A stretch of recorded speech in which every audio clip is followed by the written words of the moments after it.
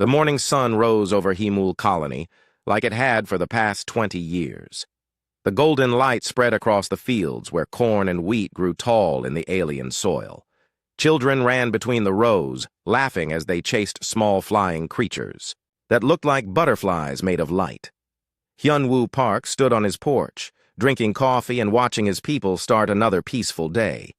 As mayor of this small village, he knew every face in the crowd. There was Jiwon Kim walking to the terraforming station, her long black hair tied back in a practical ponytail. She was only 25, but already the best engineer on the planet. Behind her came Taemin Lee, the head of security, checking the perimeter sensors like he did every morning. The colony had 3,000 people, all of them refugees from Earth's crowded cities. They had come here to Kepler 442c looking for a simple life. They found rich soil, clean water, and crystal formations that powered their machines. Most importantly, they found peace. Hyunwoo remembered the early days when they had to fight wild animals and fix broken equipment with spare parts. Now the village ran smoothly. So Young Choi had mapped all the local wildlife. Donghyun Nam kept their communications working perfectly. The children born here had never known war or hunger. Another beautiful day, said Yoonji Shin, joining him on the porch. She was the village doctor, but Hyunwoo knew she had been a military sniper before coming here. Many of the colonists had military backgrounds. That was why Earth had chosen them for this remote settlement. The crystals are singing again, Jiwon said as she walked past. The blue crystals in the nearby hills made a soft humming sound when the weather was good. The colonists had learned to use this as a natural forecast system. Taemin Lee finished his morning patrol and joined the group. His face was serious as always. All quiet on the sensors. No ships, no signals, nothing unusual. He had been a Special Forces soldier and still carried himself like one. Some people thought he was too paranoid, but Hyunwoo trusted his judgment. The day continued normally. Children went to school where Min Ho-jung taught them about explosives and mining, knowledge they would need as adults on this world. Seok Jin Oh worked in the machine shop, fixing farming equipment and improving their tools. Yeon Soo Bai organized the work schedules that kept everything running smoothly. At noon, Dong Hyun Nam came running from the communications center.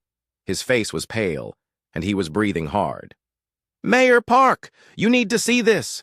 Everyone gathered around the main screen, in the town hall. The display showed space around their planet, normally empty except for the two small moons. But now there were dots of light that definitely did not belong there. "Ships," Taemin said quietly. "A lot of them." The dots grew larger as they watched. Soon they could see the shapes clearly, massive vessels unlike anything humans had ever built. They were dark and angular with strange symbols glowing along their sides. Dong Hyun's hands shook as he adjusted the controls. "I'm picking up a transmission. It's directed at us."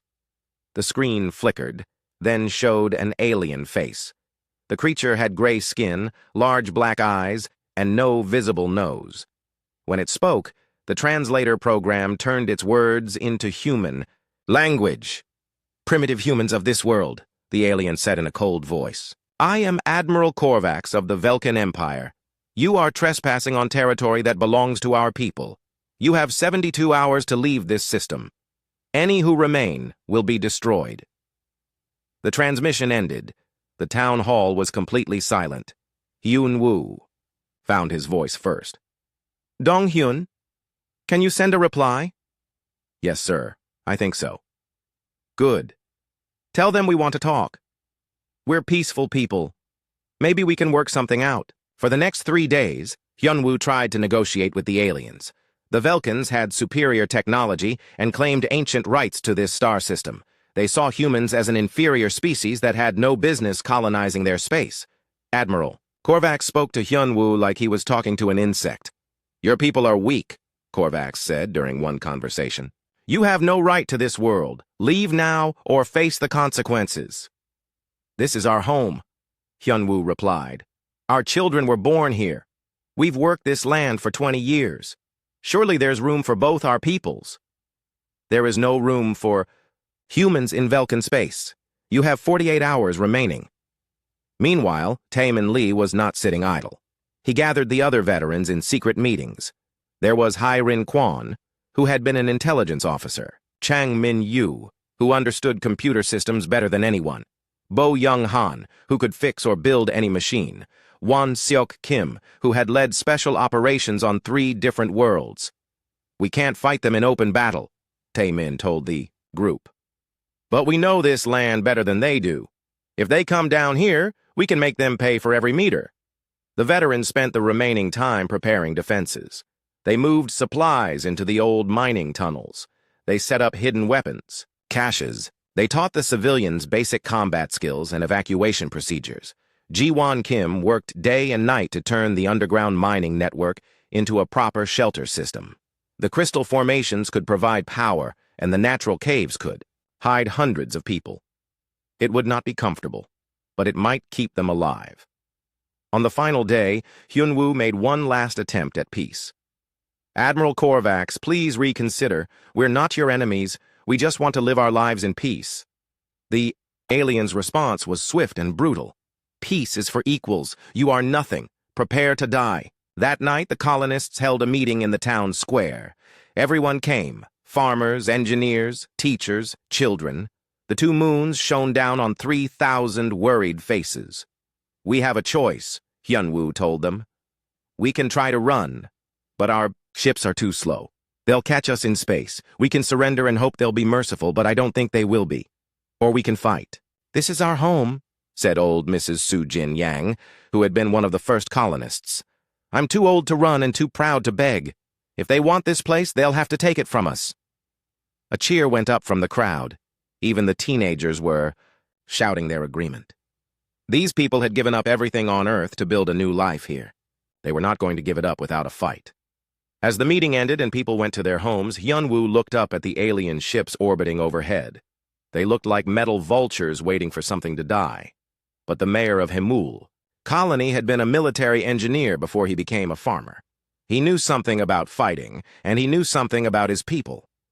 The Velkans thought they were dealing with simple farmers who would run at the first sign of trouble. They were about to learn that humans were much more dangerous than they appeared. Taemin Lee joined him in the square after everyone else had gone. "The defenses are ready, sir. It won't be easy, but we'll give them a fight they won't forget." "How many will we lose?" Hyunwoo asked. "Too many, but maybe enough will survive to rebuild." Hyunwoo nodded. He had hoped it would not come to this, but the choice had been taken out of his hands. Tomorrow the Velkans would attack. Tomorrow they would discover what humans were really made of. The 2 men stood in silence, looking up at the enemy ships. Around them, Hemul Colony slept peacefully for the last time. In a few hours, everything would change forever. The attack began at sunrise. The sky filled with streaks of plasma fire as the Velkan ships bombarded the colony from orbit. Buildings exploded in balls of flame. The school where children had laughed yesterday became a pile of burning rubble.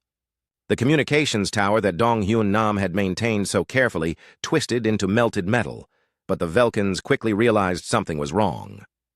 Their sensors showed heat signatures underground, but no bodies in the destroyed buildings. The humans had vanished. Admiral Korvax stared at his screens in confusion. "Where are they? There should be 3,000 corpses down there."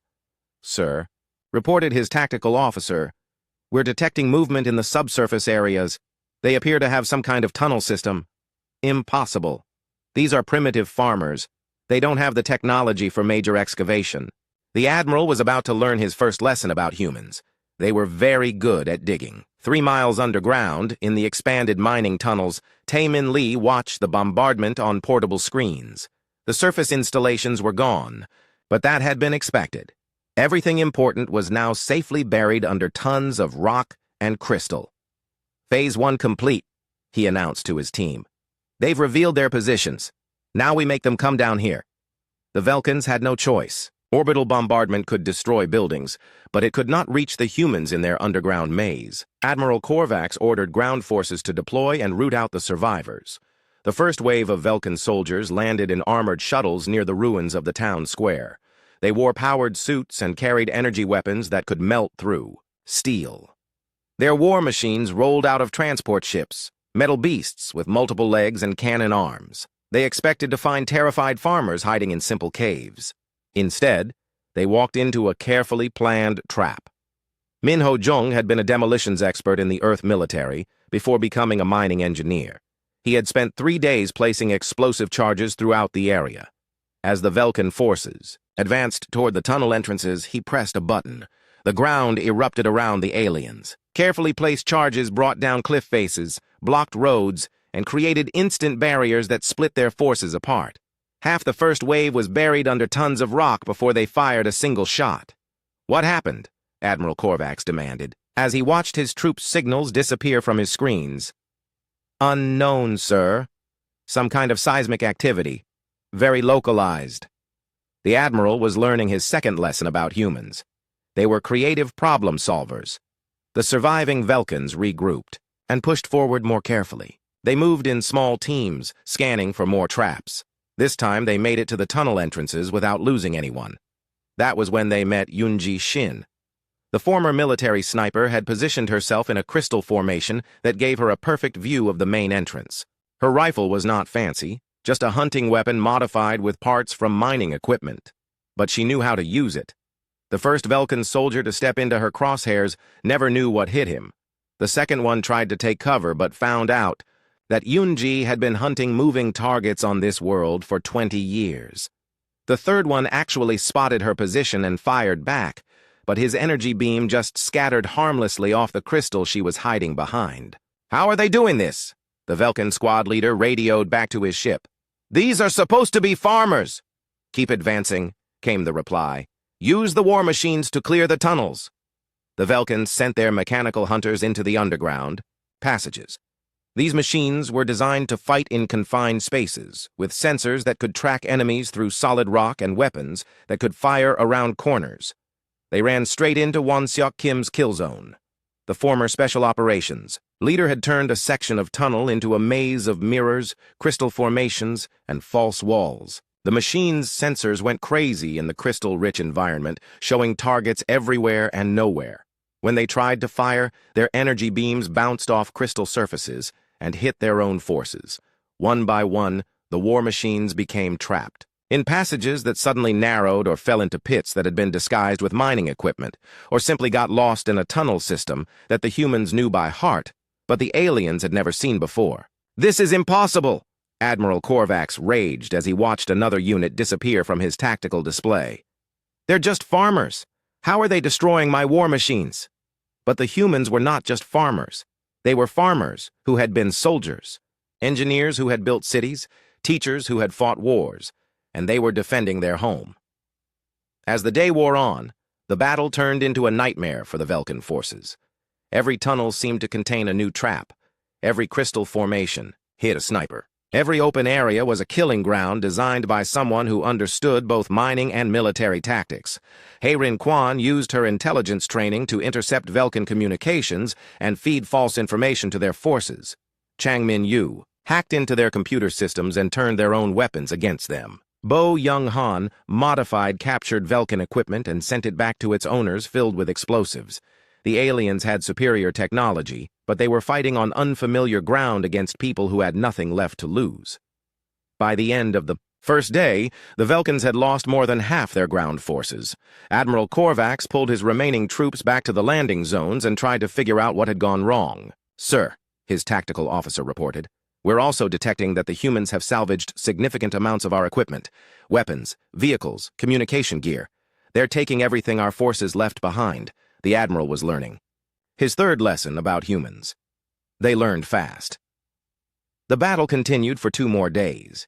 Each time the Velkins adapted their tactics, the humans found new ways to counter them. Ji-Won Kim used her engineering skills to analyze captured Velkin technology and find its weaknesses.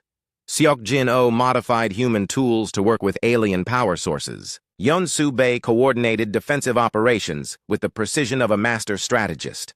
The children helped too, serving as messengers who could move through crawl spaces too small for adults. The elderly operated communication systems and provided covering fire when needed. Even the village doctor, So Young Choi, contributed by developing ways to treat wounds caused by alien energy weapons. On the third night, Admiral Korvax made a decision born of rage and humiliation. If he could not defeat these humans with ground forces, he would eliminate them from orbit. "Prepare for planetary bombardment," he ordered. "I want every square meter of this colony turned to glass." "Sir," his tactical officer said carefully, "that will require using our planet-killer weapons. The radiation will make this world uninhabitable for centuries." "Good. Let it serve as a warning to other human colonies." The humans detected the energy buildup on the Velkin ships and knew what was coming. They had perhaps an hour before the bombardment began. "Everyone into the deep shelters," Tae Min Lee announced over the communication system. "This is what we've been preparing for." Ji-won Kim had spent weeks expanding the deepest mining shafts into a survival shelter that could protect the colonists from anything short of a direct hit from a star destroyer. Geothermal generators provided power. Underground streams provided water. Sealed storage areas contained enough food for months. It was not comfortable, but it was home. The bombardment began at midnight. Energy beams that could crack continents struck the surface again and again. The mountains shook. Crystal formations shattered. The beautiful fields where corn and wheat had grown became a wasteland of melted rock and poisoned soil. When the bombardment finally stopped, Admiral Korvax was satisfied. Nothing could have survived that level of destruction. The human problem had been solved. He was wrong. Deep underground, protected by layers of rock and crystal, 2,400 humans had survived. They had lost friends and family members. They had lost their homes and their peaceful way of life. But they had not lost their will to fight. In fact, they were just getting started. Hyunwoo Park gathered the survivors in the main cavern that had become their new town hall. His face was grim as he looked out at his people, no longer farmers and teachers and engineers, but survivors of an attempted genocide. "They tried to wipe us out," he said simply. "They failed. Now it's our turn." The crowd's response was not a cheer this time. It was something much more dangerous. A quiet, determined promise of revenge. Above them, the Velkin fleet prepared to leave, confident that they had eliminated the human infestation. They had no idea that they had just created their worst nightmare, humans with nothing left to lose and alien technology to reverse engineer. The real war was about to begin. 6 months after the bombardment, the surface of Hamel Colony looked like a dead world. The Velkins had moved on to attack other human settlements, confident that nothing could survive in the poisoned wasteland they had created. The radiation readings were off the charts. The atmosphere was toxic. Even their long-range sensors showed no signs of life. They were looking in the wrong place. 3 miles underground, a new city was growing. The mining tunnels had been expanded into a maze of workshops, living areas, and planning rooms. Geothermal. Power kept the lights on and the air clean. Underground streams provided fresh water. Mushroom farms and algae tanks fed the survivors. But the humans were not just surviving, they were preparing. In what had once been a storage cavern, Seok Jin worked 18 hours a day studying captured Velkin technology. Pieces of alien war machines were spread across dozens of workbenches. Energy weapons lay in various stages of disassembly. Computer systems blinked with foreign symbols as Chang Min-yu tried to crack their codes. "Look at this," Seok Jin said, holding up a crystal from a Velkin power core. "Their whole technology is based on these energy matrices, but they're overly complicated. A human could build the same thing with half the parts." Chang Min nodded from his position at a computer terminal. "Their security systems are the same way. They rely on complexity instead of good design. I've already broken into their communication protocols." In another cavern, Bo Young-han was building something that had never existed before, a fusion of human engineering and alien science. The project looked like a normal human spacecraft, but its power systems were based on Velkin crystal technology. Its weapons were modified versions of alien energy cannons. Its computers ran on hybrid software that combined human creativity with alien processing power. "How long until it's ready?" asked Yeon Soo-bae, who had become the colony's military strategist. 2 weeks for the first ship," Bo Young replied. "Another month for the full fleet, assuming we can get more materials." "We'll get them," said Hae-rin Kwan from across the workshop. She was studying intelligence reports that Chang Min had intercepted from Velkin transmissions. "They're attacking the mining colony on Kepler 438b next week. Same pattern. Orbital. Bombardment. Ground assault. Then they move on thinking everyone is dead." How many survivors do you think we can expect? Yonsu asked. If they're lucky and prepared, maybe a third. The Velkans are getting better at this. Hayrin's estimate was optimistic. When the attack on Kepler 438b ended, only 200 humans escaped the bombardment. But those 200 brought something valuable, captured Velkan equipment, and detailed information about alien tactics. They also brought rage.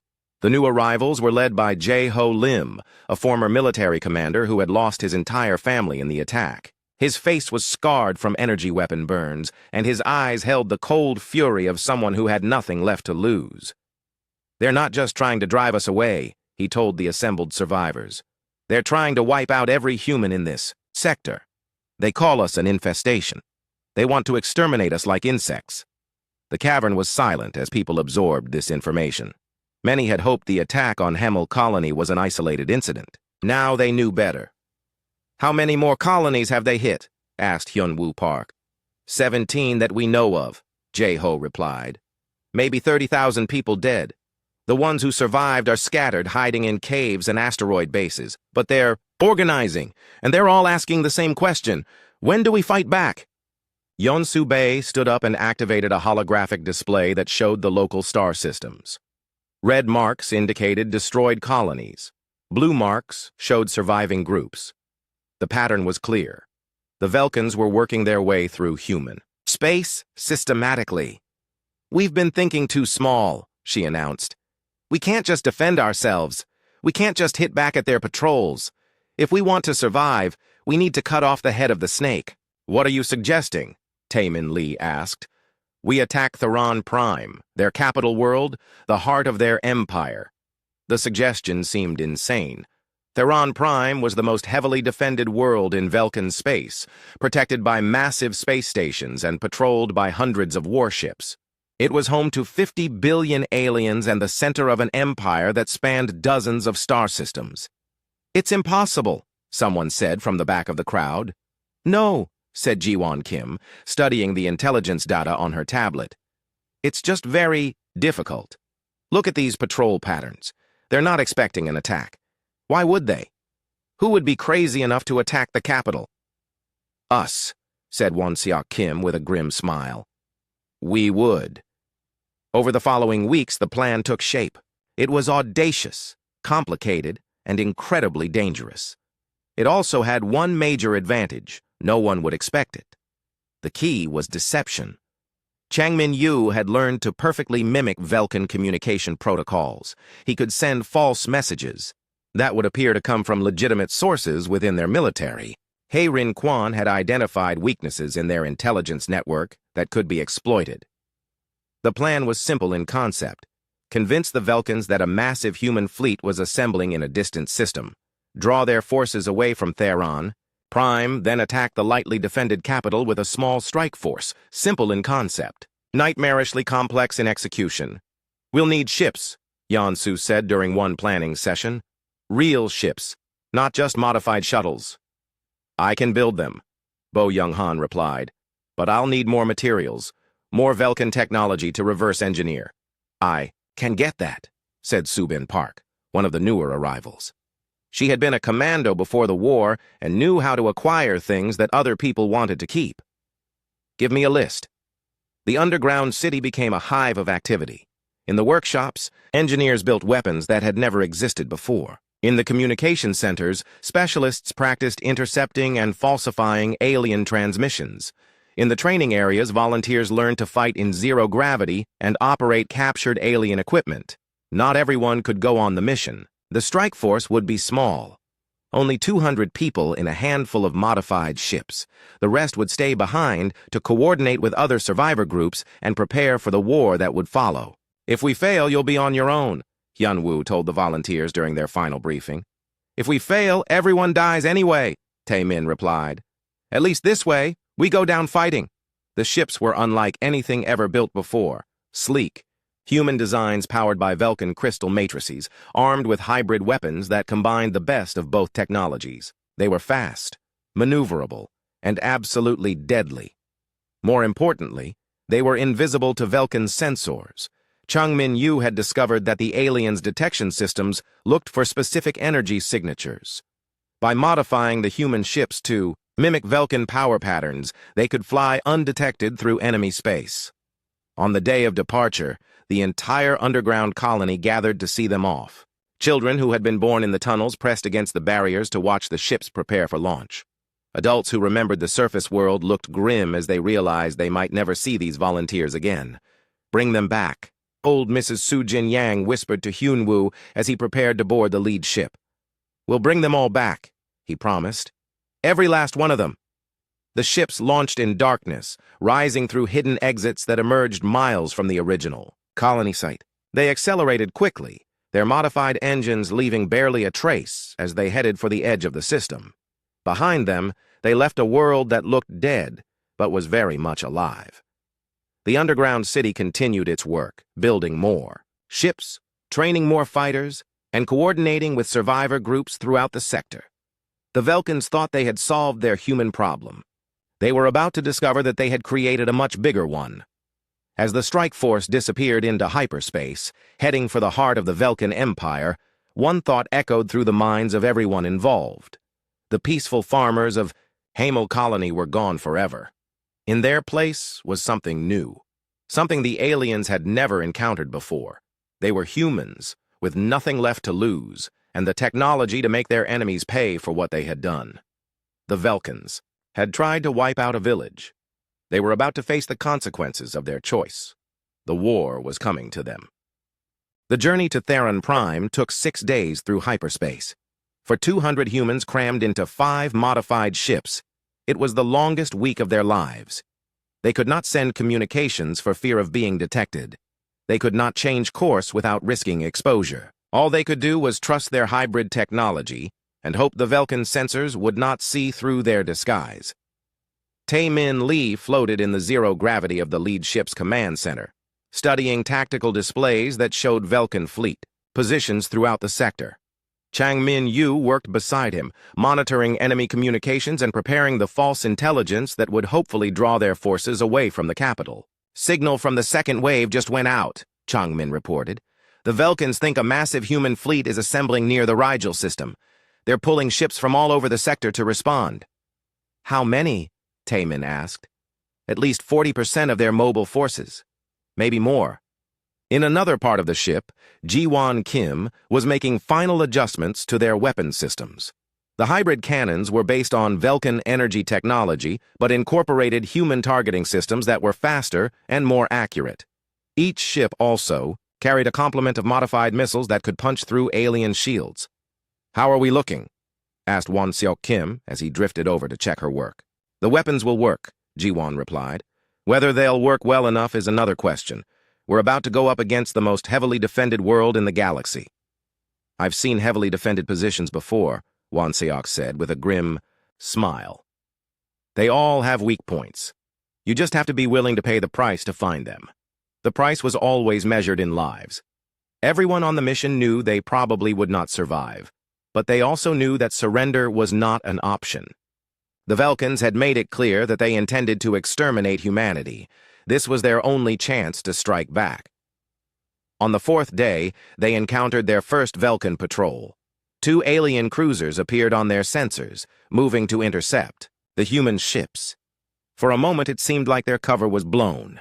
Then Chong-Min's modifications proved their worth. The Vulcan ship scanned them and received exactly what their computers expected to see, a small convoy of their own vessels on routine patrol duty. The cruisers acknowledged their presence and moved on without a second glance. "That was too close," muttered Jae-Ho Lim from his position at the tactical station. "Get used to it," Tae-Min replied. "It's going to get much worse before this is over." They were right. As they approached Theron Prime, the traffic increased dramatically. Vulcan ships moved constantly through the system. Cargo haulers bringing supplies to the capital, patrol vessels checking for threats, passenger transports carrying alien citizens between worlds. The human ships moved through this controlled chaos like ghosts, their false identification codes allowing them to pass every checkpoint. Chang-Min had done his work well. To Vulcan sensors, they looked like nothing more than a routine military transport convoy. But as they got closer to their target, the defenses became more serious. Massive space stations bristling with weapons guarded the approaches to Theron Prime.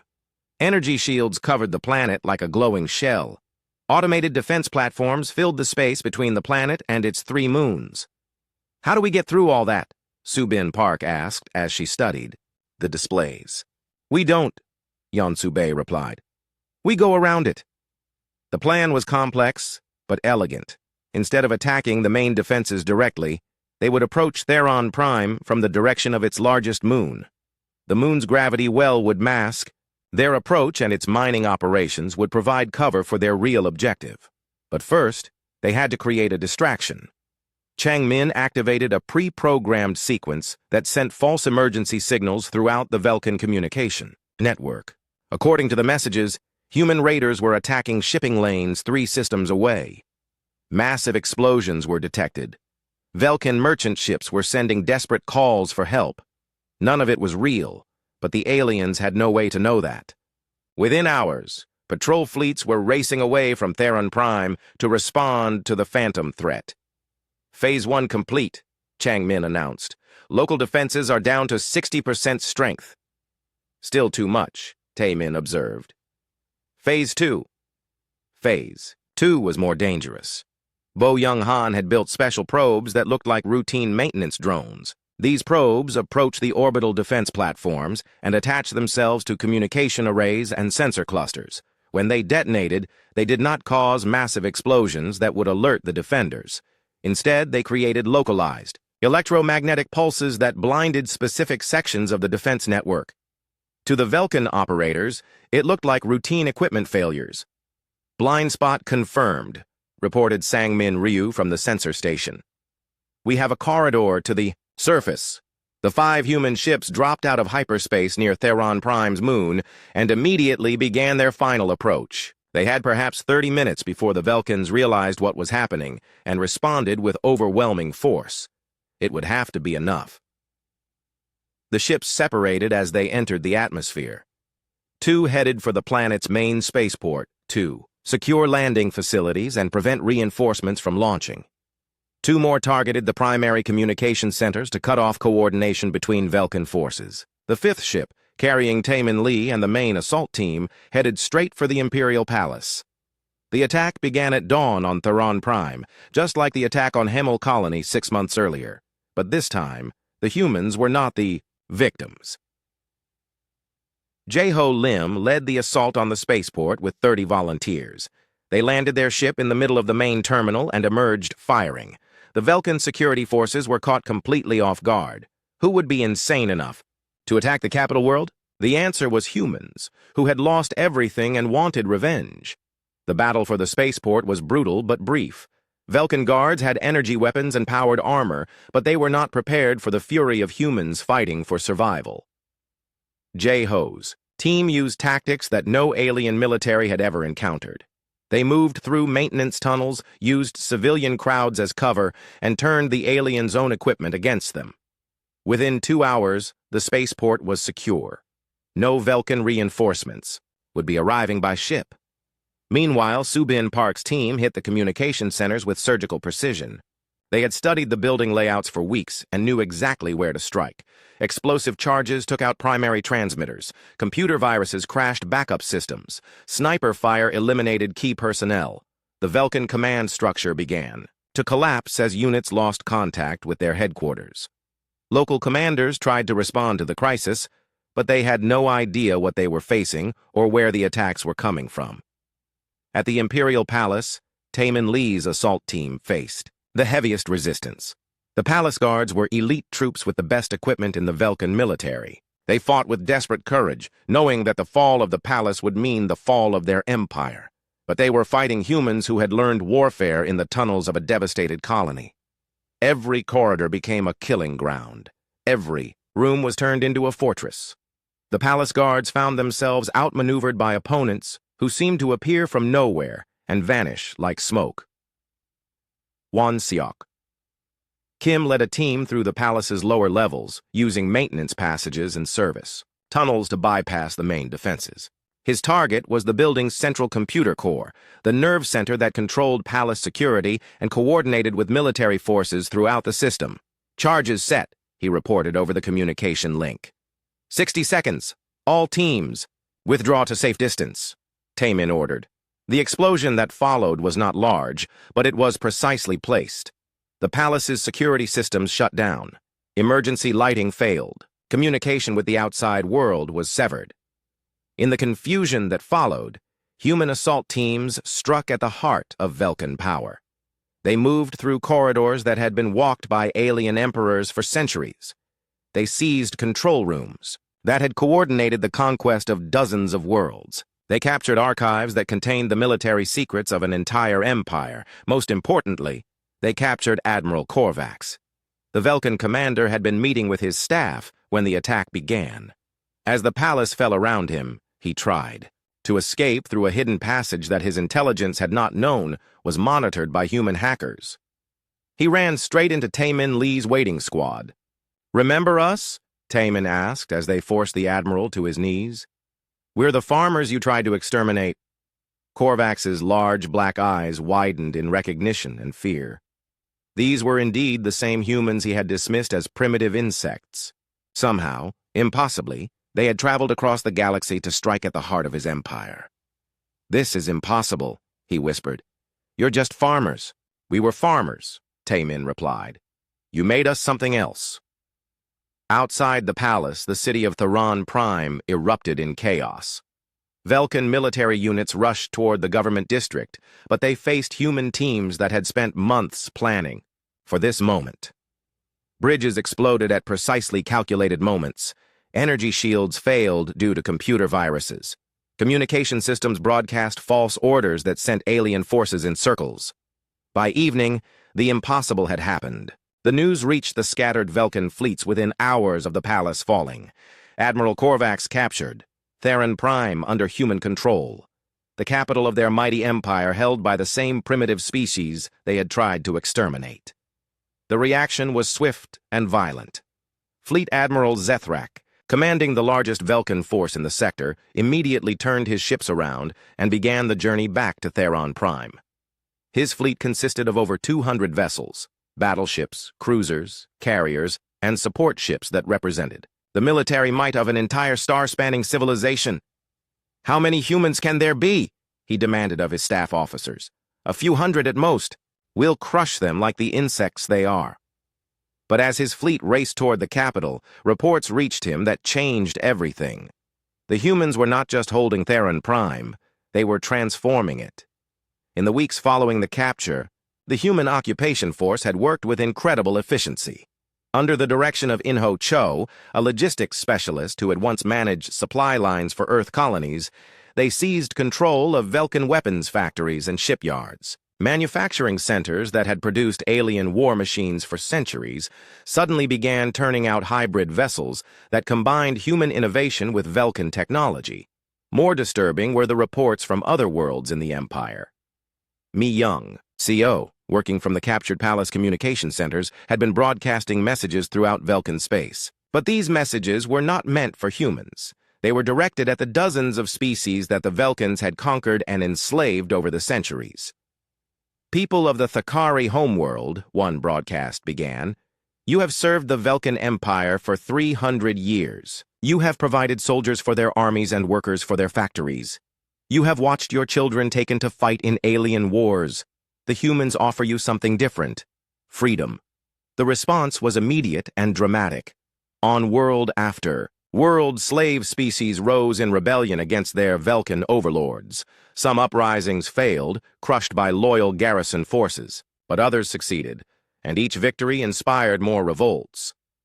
The Velkan Empire, which had seemed unshakable just months before, began to crumble from within. Fleet Admiral Zethrak arrived at Theron Prime to find the planet defended by a force, unlike anything in recorded military history. The humans had not just captured Velkan ships, they had improved them. Hybrid vessels that combined alien technology with human creativity filled the orbital space around the capital world. More importantly, they were not alone. Ships bearing the insignia of liberated worlds had joined the human fleet. Thakari fighters flew alongside modified human vessels. Gorvani cruisers provided heavy fire support. Even some Velkan crews had defected, their ships now bearing the symbol of the Human Liberation Coalition. This is impossible, Zethrak muttered as he studied. The enemy formations. They're just primitives. How did they create all this? His tactical officer, a veteran of dozens of campaigns, provided the answer. Sir, I believe we underestimated them. Human tactical doctrine appears to be based on rapid adaptation and technological integration.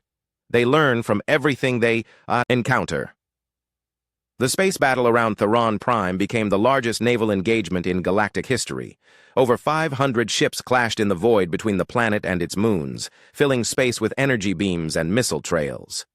Kyung Ho commanded the defense fleet from the bridge of a captured Velkan dreadnought that had been extensively modified with human improvements. The ship's weapons now fired faster and hit harder than the original design. Its shields recharged more quickly, its engines were more efficient, but more importantly, it was crewed by humans who fought with the fury of people defending their new home. Enemy formation approaching from the second moon, reported his tactical officer. Signal all allied ships, Kyung Ho ordered. Implement pattern Delta 7. What followed was a demonstration of human tactical innovation that stunned the Velkan commanders. Instead of meeting the enemy fleet head-on, the defenders scattered into small groups that attacked from multiple directions. They used the planet's gravity well to slingshot around obstacles. They coordinated their movements with a precision that seemed almost telepathic. Most importantly, they fought with a level of creativity that the methodical Velkan military had never encountered. Human captains used asteroid fields as cover, turned cargo ships into improvised weapons, and coordinated with ground-based defenses in ways that violated every rule of traditional space combat. The battle raged for 3 days. Ships burned in the vacuum of space. Escape pods fled from dying vessels. Debris clouds marked the locations where mighty warships had been reduced to scrap metal. When it was over, Fleet Admiral Zethrak's Grand Armada had been destroyed. The few surviving ships fled into hyperspace, carrying news of an impossible defeat back to the remaining Velkan strongholds. On the surface of Theron Prime, the human commanders gathered in what had once been the Imperial War Room. The holographic display showed the strategic situation throughout the sector. Green lights marking liberated worlds, red lights showing remaining Velkan holdouts, and yellow lights indicating contested systems where the fighting continued. The central government is finished, reported Mi-Young Seo, who had been monitoring communications throughout the Empire. Most of the outlying systems have either joined us or declared independence. The Velkans still control maybe a dozen worlds, but they're isolated and cut off from each other. What about their leadership? Asked Yunwoo Park. Admiral Korvax is still our prisoner. The Emperor and most of his court were evacuated before we arrived, but intelligence suggests they're hiding on a fortress world in the Outer Rim, Taemin. Lee studied the tactical display with the eye of a professional soldier. We could hunt them down, but it would take years and cost thousands of lives. The question is whether it's worth it. There's something else to consider, said Yoo-Jin Lee, who had been working with refugee populations throughout the former empire. We're not just talking about military conquest anymore. We're talking about governing 50 billion people across dozens of star systems. That's not a job for farmers turned soldiers. The room fell silent as everyone absorbed the magnitude of what they had accomplished. In less than a year, they had gone from a small farming colony to the rulers of an interstellar empire. The responsibility was overwhelming. The other species are looking to us for leadership, Eugene continued. The Thakari want to rebuild their home world. The Gorvani are asking for help establishing democratic governments. Even some of the Velkans are requesting protection from extremist groups that want to continue the war. What do you think we should do? Hyunwoo asked the room. The discussion that followed lasted long into the night. Some argued for complete military victory, hunting down every Velkan leader and forcing total surrender. Others pushed for a negotiated peace that would allow the alien empire to survive in some reduced form. In the end, it was Daiwan Choi who provided the answer that satisfied everyone. We didn't start this war to become conquerors, he said quietly.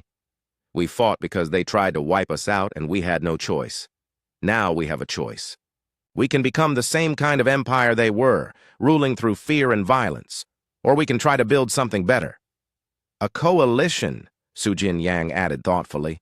Not an empire, but a voluntary association of free worlds. With humans as the senior partners, someone asked. With humans as the protectors, Hyun-woo corrected. We've proven we can fight when we need to. That makes us responsible for defending those who can't defend themselves. The decision was made. The Human Liberation Coalition would offer amnesty to any Velkan forces that surrendered and agreed to stand trial for war crimes. Those who chose to fight on would be hunted down, but the focus would be on justice rather than revenge. More importantly, the liberated worlds would be offered genuine self-determination. The humans would provide military protection and technical assistance, but each species would govern itself according to its own customs and values. It was an ambitious plan that many thought would never work. Different species had different needs, different values, different ways of thinking about government and society. How could such a diverse coalition hold together? The answer came from an unexpected source. Woo Seok Kim, who had become the coalition's military commander, received a delegation of former Velkan officers who wanted to discuss surrender terms. You defeated us fairly, their spokesman said. Your tactics were superior, your technology was innovative, and your soldiers fought with courage we had never seen before. But we want to know, what happens to us now? That depends on you, Woo Seok replied. If you committed war crimes, you'll face trial. If you simply followed orders and fought honorably, you'll be treated with respect. If you want to help rebuild what was destroyed, you'll be welcomed as partners. Partners? With humans? With anyone who believes in freedom and justice. Your species, ours, all the others. We're stronger together than we are apart. It was a radical idea that challenged thousands of years of imperial thinking. But as news of the human offer spread throughout former Velkan territory, the response was overwhelmingly positive. On worlds that had been battlegrounds just weeks before, former enemies began working together to rebuild. 1 year after the signing of the Coalition Charter, Theron Prime looked like a completely different world. The imposing imperial palace still dominated the capital city's skyline, but its dark gray walls now showed patches of color where artists from dozens of species had created murals celebrating freedom and cooperation. In the Great Plaza, where Velkan emperors had once reviewed military parades, children of multiple species played together under the careful watch of their parents.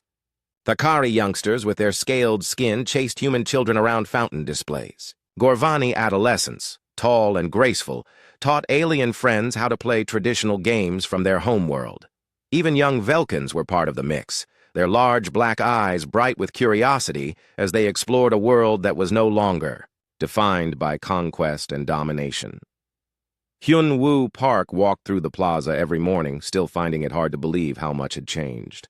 The former mayor of a small farming colony now governed an alliance of 47 worlds, but he had not forgotten where he came from or what had brought them to this point.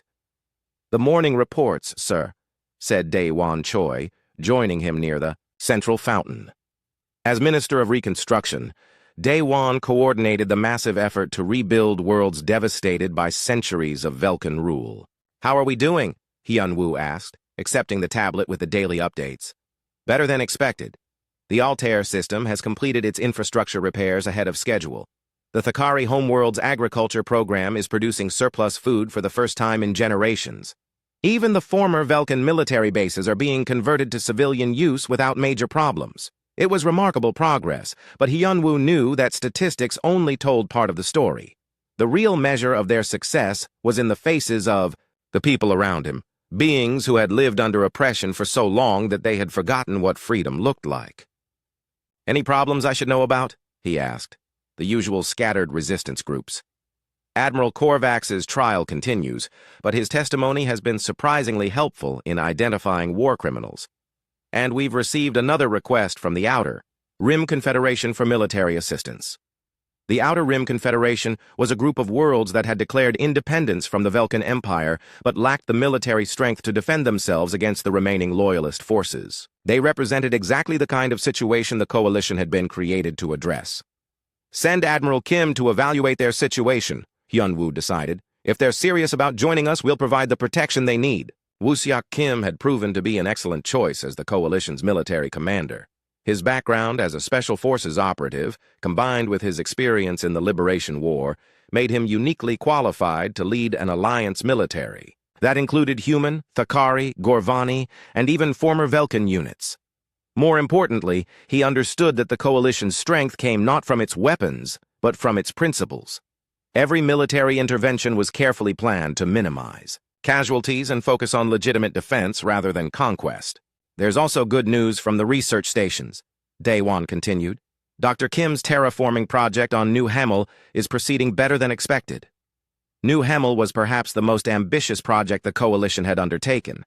Ji-won Kim, now the Coalition's chief science officer, was attempting to create a new colony world that would serve as a symbol of human resilience and renewal. The planet was similar to the original Hamel colony, but larger and richer in resources. More importantly, it was being built as a joint project involving all Coalition species. Human engineers worked alongside Velkan scientists.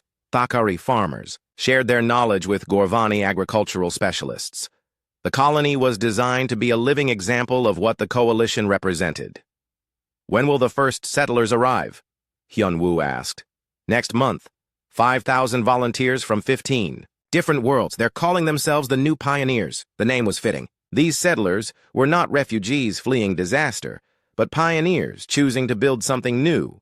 They included families who had lost their homes in the war, young people looking for adventure, and professionals who wanted to contribute their skills to a growing world.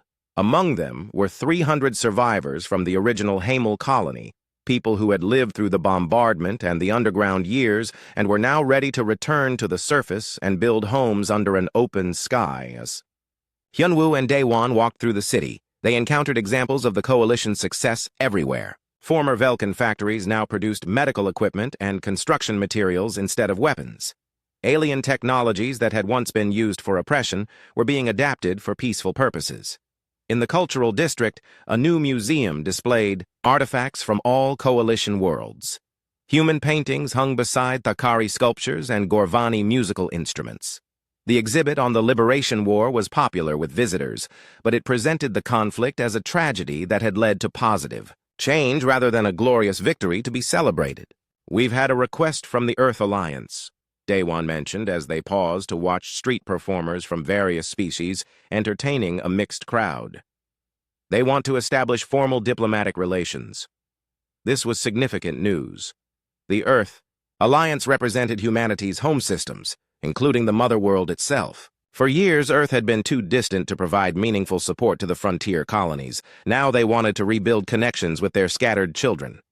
What kind of relationship are they proposing? Hyun-woo asked. Full partnership. They're offering to share technology and provide additional colonists in exchange for access to Coalition trade routes and military cooperation. It was an attractive offer, but one that required careful consideration.